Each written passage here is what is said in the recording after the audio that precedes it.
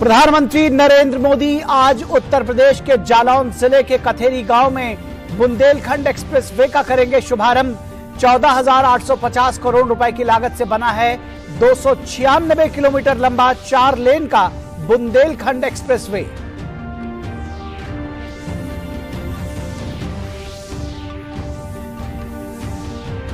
बिरला ने सोमवार से शुरू हो रहे संसद के मानसून सत्र से पहले आज बुलाई सर्वदलीय बैठक में संसद का सुचारू कामकाज सुनिश्चित करने के लिए राजनीतिक दलों से सहयोग पर रहेगा जोर। संसदीय बोर्ड की नई दिल्ली में बैठक में उपराष्ट्रपति उम्मीदवार के नाम पर लग सकती है मुहर। भाजपा एनडीए में शामिल घटक दलों के नेताओं के साथ भी करेगी विचार विमर्श।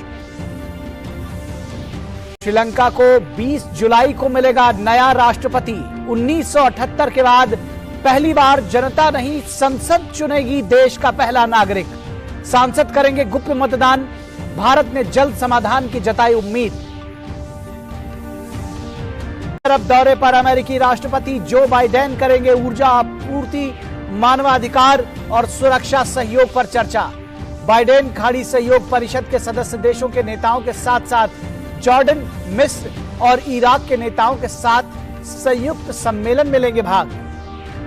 और सिंगापुर ओपन बैडमिंटन टूर्नामेंट के सिंगल सेमीफाइनल में आज पीवी सिंधु का जापान की साइना कावाकामी से होगा मुकाबला। जापानी खिलाड़ी के खिलाफ शानदार है सिंधु का रिकॉर्ड। प्रधानमंत्री नरेंद्र मोदी आज उत्तर प्रदेश के जालौन जिले के गांव कथेरी में बुंदेलखंड एक्सप्रेस वे का उद्घाटन करेंगे। पीएम मोदी ने ट्वीट संदेश में कहा है कि बुंदेलखंड क्षेत्र के लोगों के लिए एक विशेष दिन होगा। उन्होंने कहा कि यह एक्सप्रेसवे अत्याधुनिक होगा और 7 जिलों चित्रकूट, बांदा, महोबा, हमीरपुर, जालौन, औरैया और इटावा से होकर गुजरेगा। इससे स्थानीय अर्थव्यवस्था को बहुत लाभ पहुंचेगा। प्रधानमंत्री ने कहा कि इस क्षेत्र में औद्योगिक विकास को बल मिलेगा और स्थानीय युवा लाभान्वित होंगे। 296 किलोमीटर के 4 लेन वाले इस एक्सप्रेसवे के निर्माण पर 14,850 करोड़ रुपए का खर्च आया है। ये एक्सप्रेस वे है कनेक्टिविटी का, ये एक्सप्रेस वे है तरक्की का और इसका उद्घाटन करने पहुंच रहे हैं खुद प्रधानमंत्री नरेंद्र मोदी।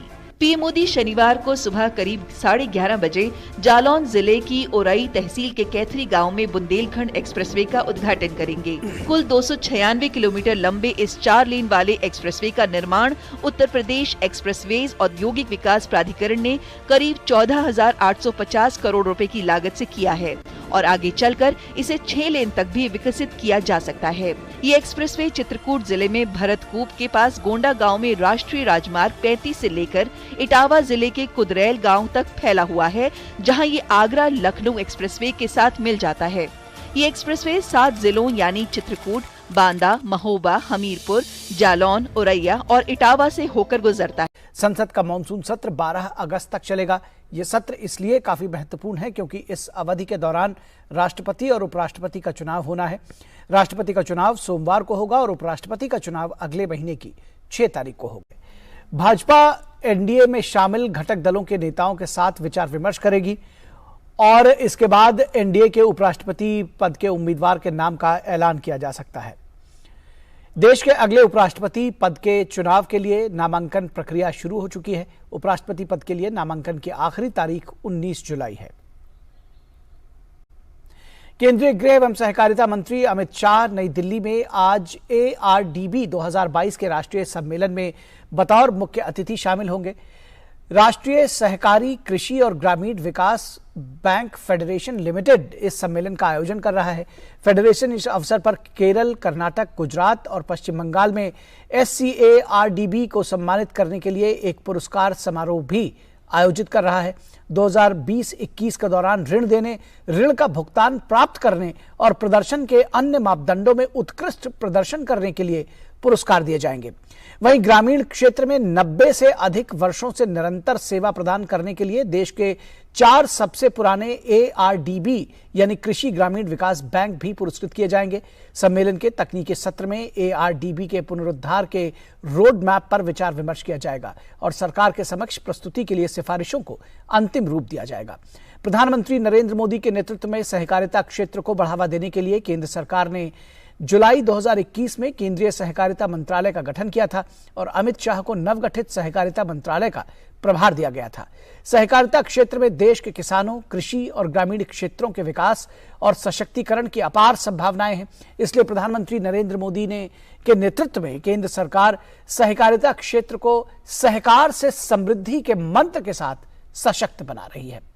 मौसम विभाग ने अगले 2 से 3 घंटों के दौरान बालटाल पवित्र गुफा मार्ग, पहलगाम पवित्र गुफा मार्ग के अधिकांश हिस्सों में हल्की से मध्यम बारिश जारी रहने की संभावना जताई है। प्रशासन ने सभी यात्रियों को अलर्ट रहने की सलाह दी है। उन्होंने कहा है कि मौसम में सुधार होने के बाद ही यात्रा को बहाल करने का निर्णय लिया जाएगा।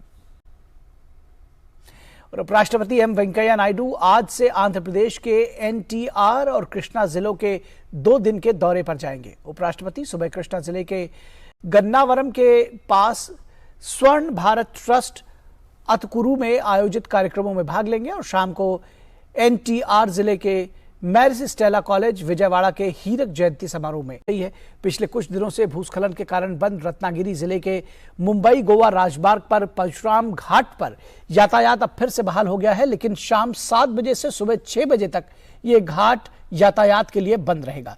अमरावती जिले की बात करें तो यहां मोर्शी के वर्धा बांध के वाटरशेड क्षेत्र में पिछले 3-4 दिनों से हो रही बारिश के कारण बांध का जलस्तर बढ़ गया है। विदर्भ के चंद्रपुर जिले के इरई बांध से पानी छोड़ा जा रहा है और ऐसे में बारिश न होने पर भी जिले में बाढ़ की स्थिति गंभीर होने की संभावना है। लोअर वर्धा, ऊर्ध्व वर्धा और गोसे खुर्द बांधों के गेट खुलने से इन बांधों का पानी भी चंद्रपुर में आ रहा है और असम में भी बाढ़ की स्थिति में सुधार दिखाई दे रहा है। कई नदियों का जलस्तर अब कम हुआ है। बाढ़ से 6 जिलों में प्रभावित लोगों की संख्या घटकर 2,10,000 हो गई है। असम राज्य आपदा प्रबंधन प्राधिकरण की ताजा रिपोर्ट के मुताबिक 875 हेक्टेयर कृषि भूमि अभी भी पानी में डूबी हुई है। वहीं कछार जिले में शुक्रवार को बाढ़ से एक व्यक्ति की मौत हो गई। पिछले दिनों बोनगाई गांव, गोलाघाट, कामरूप, लखीमपुर, नगांव और तामुलपुर जिले में अब भी बाढ़ के चपेट में रहे हैं। 10,000 से अधिक लोगों ने 45 राहत शिविरों में शरण ली है। बाढ़ से प्रभावित इलाकों में बचाव और राहत कार्य जारी है। लोगों को राहत सामग्री और स्वास्थ्य सुविधाएं मुहैया कराई जा रही हैं। क्षेत्रीय मौसम विभाग केंद्र ने राज्य में अगले कुछ दिनों के लिए भारी बारिश की भविष्यवाणी की है। और गुजरात में भी बारिश की स्थिति में सुधार हुआ है। लोगों ने राहत की सांस ली है। राज्य में पिछले 24 घंटों में 204 तालुकों में बारिश हुई है, जिसमें सबसे ज्यादा बारिश दक्षिण गुजरात में हुई है। वहीं वलसाड के धर्मपुर और कपराडा में 5.5 इंच बारिश हुई है, जबकि नवसारी के खेरगाम में चिखली में 4 इंच बारिश हुई है। उधर मौसम विभाग ने राज्य के 2 जिलों वलसाड और डांग जिलों में आज रेड अलर्ट घोषित किया है। वहीं सूरत, तापी, नवसारी, गिर सोमनाथ और जूनागढ़ में ऑरेंज अलर्ट भी जारी किया गया है। इसके साथ ही मछुआरों को समुद्र में न जाने की ताकीद की गई है। साथ ही साथ राज्य के मुख्यमंत्री भूपेंद्र पटेल ने शाम अहमदाबाद के पालड़ी स्थित कमान और नियंत्रण केंद्र का दौरा किया और शहर की मौजूदा स्थिति की जानकारी ली। इसके साथ ही अहमदाबाद नगर निगम के अधिकारियों और पदाधिकारियों के साथ बैठक कर उन्होंने स्थिति की समीक्षा भी की। और अब बात श्रीलंका की। श्रीलंका में जारी उथल पुथल के बीच गोटाबाया राजपक्षे के इस्तीफे के बाद 20 जुलाई को नया राष्ट्रपति मिलने वाला है। 1978 के बाद पहली बार देश के अगले राष्ट्रपति का चुनाव जनता के वोट के माध्यम से नहीं बल्कि सांसदों के गुप्त मतदान से होगा। स्पीकर महिंदा यापा अभयवर्धने ने कहा है कि 225 सदस्यीय संसद 20 जुलाई को गुप्त मतदान से नए राष्ट्रपति का चुनाव करेगी। अगले हफ्ते के मुकाबले में रानिल विक्रमसिंघे दौड़ में सबसे आगे नजर आ रहे हैं। उधर भारत ने मौजूदा संकट को जल्द से जल्द समाधान की उम्मीद जताई है। भारतीय बैडमिंटन स्टार पीवी सिंधु आज सिंगापुर ओपन में अपना सेमीफाइनल मुकाबला जापान की साइना कावाकामी के साथ खेलेंगी। गौरतलब है कि सिंधु ने क्वार्टर फाइनल मुकाबले में चीन की हान येई को शिकस्त दी थी। वहीं कावाकामी की बात करें तो इस खिलाड़ी ने 6ठी वरीयता प्राप्त थाईलैंड की पार्नपावी चोचुवोंग को 21-17, 21-19 से हराकर बड़ा उलटफेर किया है। इस साल मई में थाईलैंड ओपन के बाद सिंधु पहली बार सेमीफाइनल में पहुंची हैं। देखना दिलचस्प रहेगा कि सिंधु क्या बर्मिंघम में होने वाले राष्ट्रमंडल खेल से पहले खिताब जीत पाने में सफल होती हैं या नहीं।